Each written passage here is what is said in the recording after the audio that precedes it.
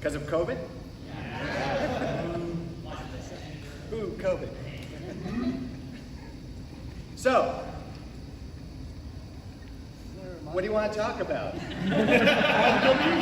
I'll tell you about my day. It was very warm. I'm up in Ventura County. It was really hot, but I had a beautiful drive in the freeway. How was traffic for everybody else? I was across the street. No. No. All right, so let's just start with questions. Anybody have any questions? Here's a mic. I think you have moderated. Don't you have a moderator? Oh, we have a moderator. I wasn't moderated. They had somebody else scheduled to moderate. I can moderate a pinch. Well, let's go. I can be a substitute moderator if need be. Yeah, there we go. Somebody to help. You know what? I'm hopping up. Let's go. Let's do it. Get up here. Get up here. I'm going to get your question in a second, all right? Sure. Is there any hearing impaired here? Anybody hearing impaired? No? You can hear all of us, right? Barrett. All right, so this is music in Power Rangers.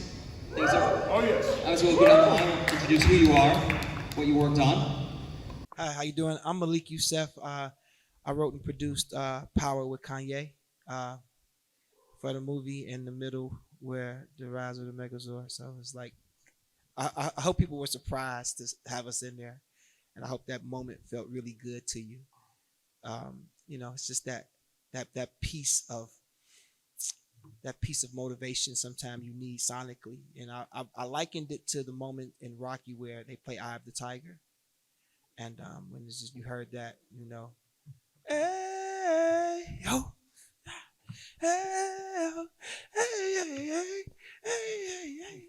So I just hope everybody loved that. Thank you. My name's Ron Kenan. And I'm Ron Wasserman. We keep getting confused. Ron Wasserman, the original composer for Power Rangers, and I think the first 3-4 years or so. And yeah, it looks like everybody's over 21 here, so we can cuss today, can we? There's usually I ain't some stopping little kids, so I have to watch it. So.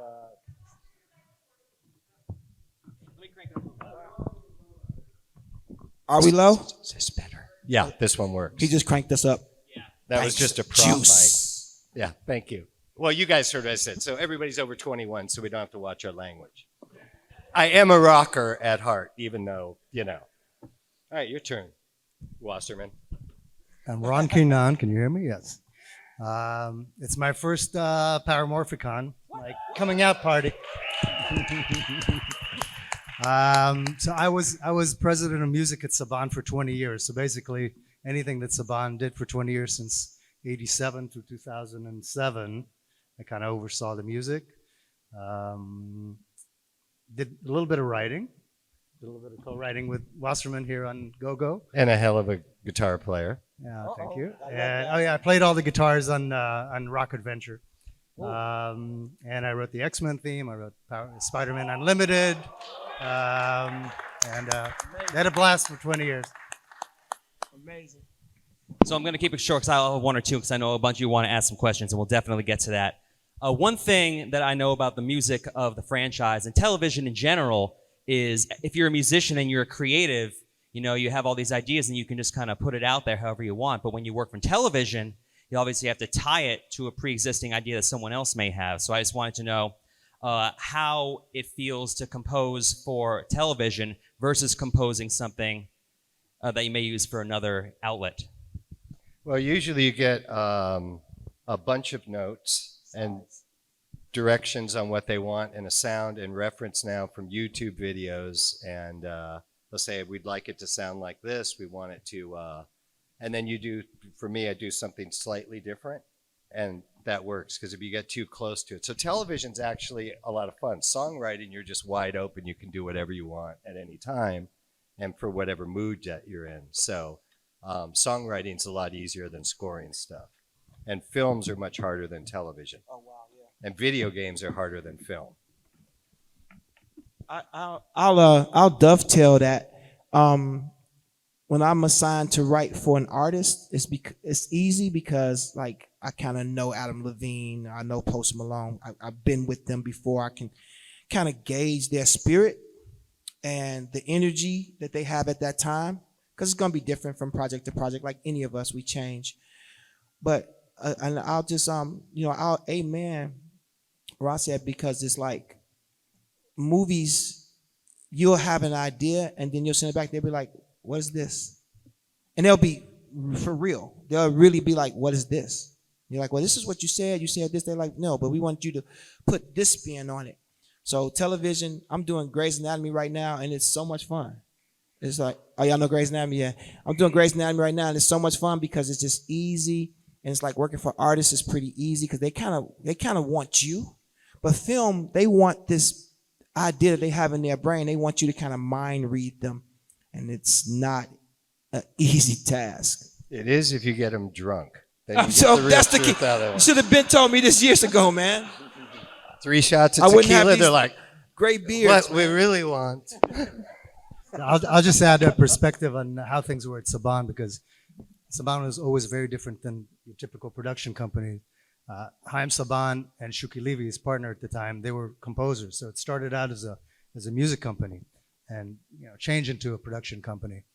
So music always had huge autonomy, and we produced everything. And so whereas ordinarily, you're kind of beholden to the producer, director, they tell you what to do.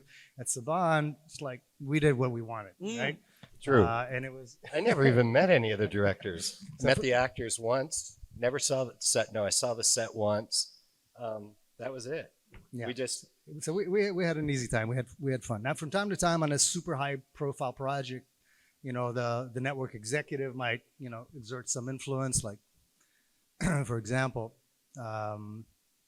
Sidney Iwanter at Fox on X-Men. oh yeah. He was So I wanted to do rock music because prior to the early '90s there was no rock music in any of the cartoons, any kids. And I'm a metal guitar player, and I was like, okay, I need to pollute the minds of the kids out there. So X-Men came around. I don't know if you remember this, but so I wanted to do rock songs for X-Men. So we did a bunch of X-Men rock songs. You did a bunch. As a matter of fact, Did I? I mean, I really don't remember. as a matter of fact, The hours were a little strenuous. this will freak you out actually if you don't remember, but Go-Go Power Rangers was an X-Men fight song demo. Oh, wow. Spilling Sure the about tea. that? I'm not sure. Yeah, X-Men. I can't remember which No, number it was. but I remember you coming in and saying they need a theme by tomorrow, something to play for Fox or doing the presentation.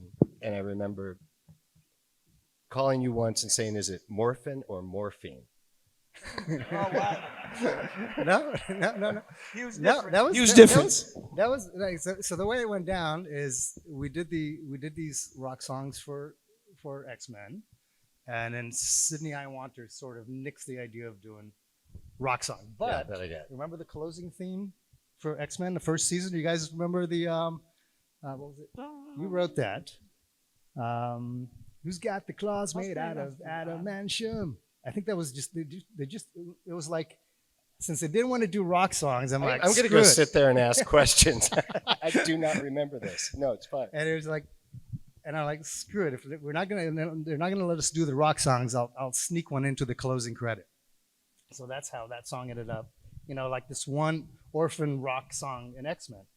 And then by the second season, they pulled it and they used the opening theme. Yeah.